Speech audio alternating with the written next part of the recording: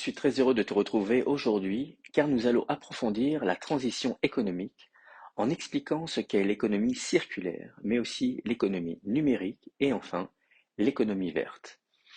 Car derrière ces noms se cachent des implications et des réglementations qui se croisent et alimentent ces différents aspects d'une économie au service de la transition. Commençons par l'économie circulaire, qui consiste à réduire, réutiliser, mais aussi recycler et régénérer les ressources naturelles et les déchets, afin de minimiser l'impact environnemental, tout en stimulant l'innovation au service du commun, ainsi qu'une décroissance matérielle. Cela implique de concevoir des produits plus durables et recyclables, de promouvoir la réutilisation et la réparation, de mettre en place des systèmes de collecte et de recyclage efficaces, et de favoriser la substitution des ressources non renouvelables par des alternatives durables. Si on comprend aisément les bienfaits d'une économie circulaire, on entend aussi de plus en plus parler d'une économie numérique durable.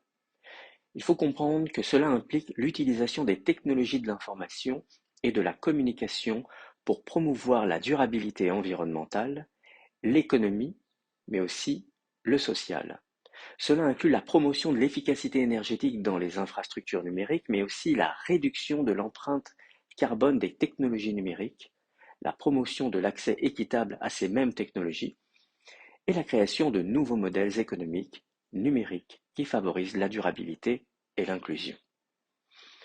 Et c'est pourquoi nous entendons parler aussi d'une économie verte. Celle-ci n'a pas bonne réputation, car on lui fait souvent le reproche de n'avoir de vert que la couleur de l'argent.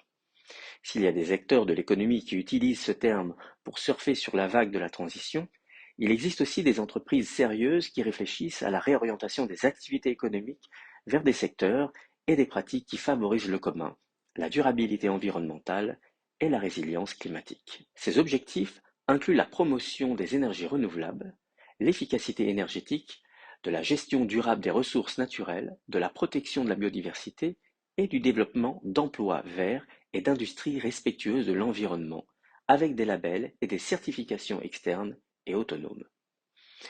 Ces trois économies sont intriquées et forment un ensemble qui a pour objectif de changer notre modèle économique actuel.